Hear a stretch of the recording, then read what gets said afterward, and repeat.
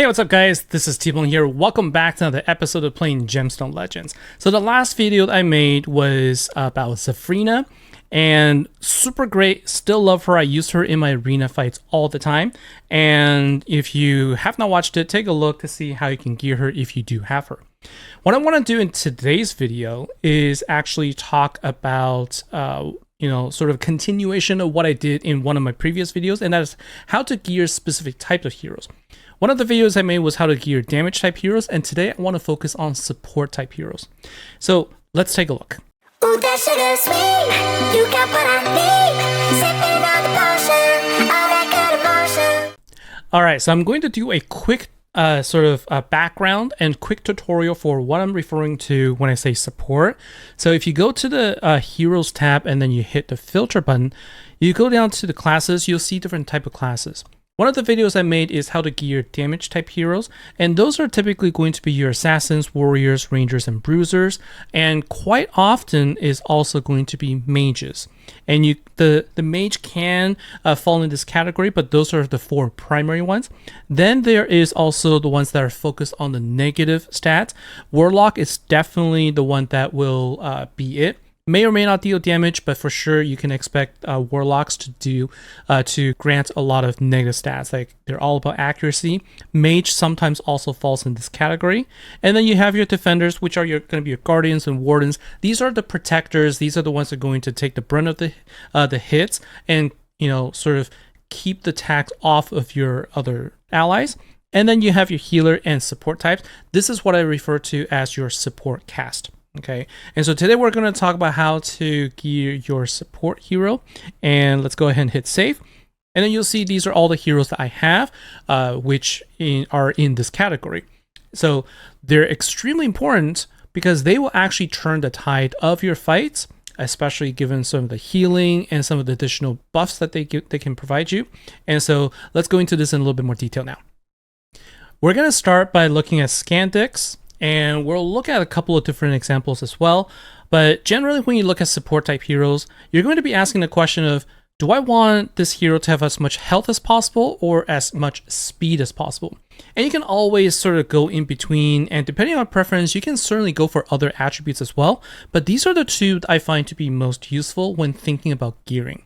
And so for Scandex, the way to think about whether you want to choose health or speed is you use the skills to help you decide.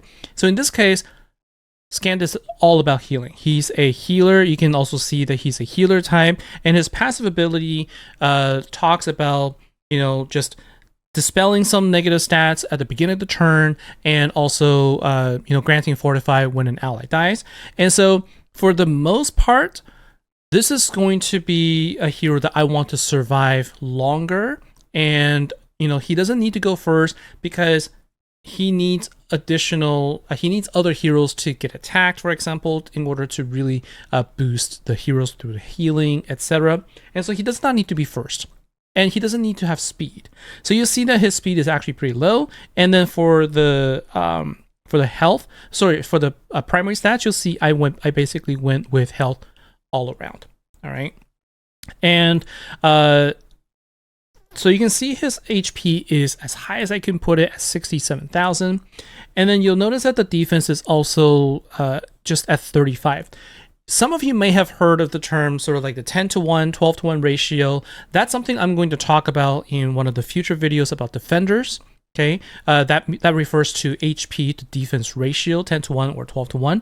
But in case of in case of the support heroes, that is less important. Okay, you need them to survive, but you don't expect them to be the ones that primarily take damage. You just want them to survive long enough. You want them to stay healthy so that they can heal or they can do the buffs. Right, and so speed is less critical. The primary things that you want to focus on are going to be your health, defense when applicable, and resistance. Okay, those are really the primary skills that you want to focus on. It's going to be health, then defense, then resistance. And I think defense and resistance can interchange as needed, but you can then You focus on those 3, and then use your gears as necessary to complement where you're lacking. So here's an example where I put in a Guardian set just to give myself that 15% defense, and then for me, I wanted to make sure that I can cast more often. So I put also a caster set just to give me an additional mana gain. Okay, but speed is not a concern for me. Health is. Okay, so here's an example of a support hero that you want to focus on health. Now we have Streetblock, who is essentially the type of support hero that exemplifies the perfect reason to go with speed. Okay, so he's all about granting speed, increase, getting more mana in the hands of your allies, and then giving them accuracy, doing all kinds of things. And at some point, you need a hero that can be fast. Usually, if you're, for example, if you're going up against the raid boss, you need a hero that is really fast. And it also is a benefit in your arena fights, right? But you can't make everyone speedy. So Streetblock is an example of a hero that is perfect for being fast. Okay, so in this case, what you want to do is you want to always, if you are going to go for speed, more often than not, you're going to want to go with a swift set that gives you an additional 15% of speed, which can be quite a bit. And then obviously you want to put speed boots. Okay, so think about this rule. Going with the speed hero, you must put on speed boots. Okay, I guess I shouldn't say must, but typically you want to put on speed boots. And then you can sort of interchange between health or defense for the hero. Generally, I favor health over defense, because again, you're not really depending on them getting hit lots of times. You just want to make sure that they can survive a couple of hits, okay? But they're not going to constantly be attacked. And so in terms of sort of like the other attributes to look for, so speed is going to be number 1, then you're going to look for health, and then you're going to look for either defense or resistance. Probably resistance is going to be better for you in this case, because you don't want to have like the negative stats landing on you as much as you can help it. Okay, and so if you can see here, Streetblock, all about speed with a swift set. And I didn't actually have any other sets that I'm using here, although now that I'm thinking about it, what are some of the things that he could benefit from? And if you just kind of think about what would be the types that you can go after for him, you can go with a resist, sort of like resist focused set. You can give him another caster, like all of these two set types. You can also give defense or health. You can do whatever it is, but you don't need you don't need critical rate, you don't need critical damage, and you don't need more attack. All right, so those are the things that you don't need to focus on when it comes to sort of support heroes focused on speed. So that's another example of a support hero. Now, of course, one of the most popular heroes that you'll see is the Vulcan. Really, really great support hero. And I actually did an extensive video on him already. I think I made 2 videos about him. So I don't want to go too much detail into him, but he's another example of a support hero that you want to focus on having, having speed, okay? And so speed boots, and then lots of health. Again, you don't expect them to be hit, and then you can sort of interchange where you can do some health, some defense. It really is up to you entirely. I chose to go with some defense here in place of health, but I really just want him to be super fast. Okay, so a little bit of health, a little bit of defense. So for him, again, the primary attributes are going to be your speed, your health. And I would say actually resistance over defense might actually be better, because you want to make sure that he doesn't get silenced or he doesn't get impacted, because you want him to use his skill as often as possible.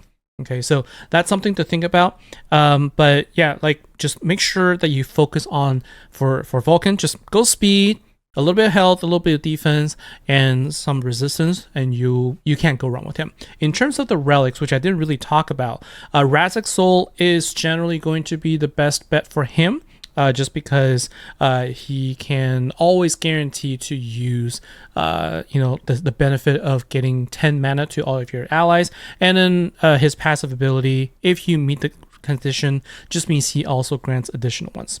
Okay, but I do want to pay attention, draw your attention to Calum.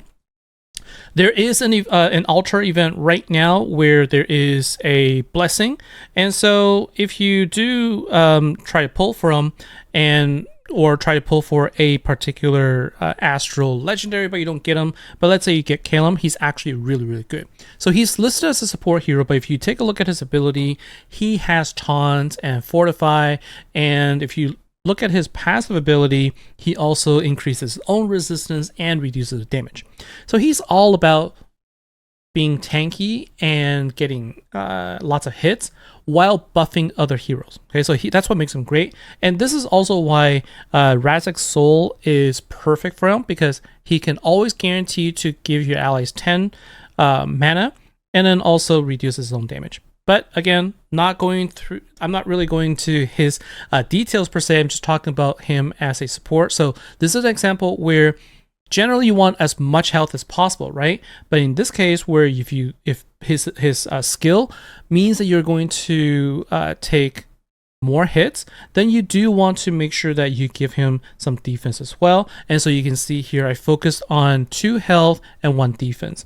And so this is where, for a support hero, you do want to pay attention to the 10-to-1 or 12-to-1 ratio that you would apply on defenders. So that means health to defense ratio. So what does that mean? So if you take a look at my health here, 53,000 health.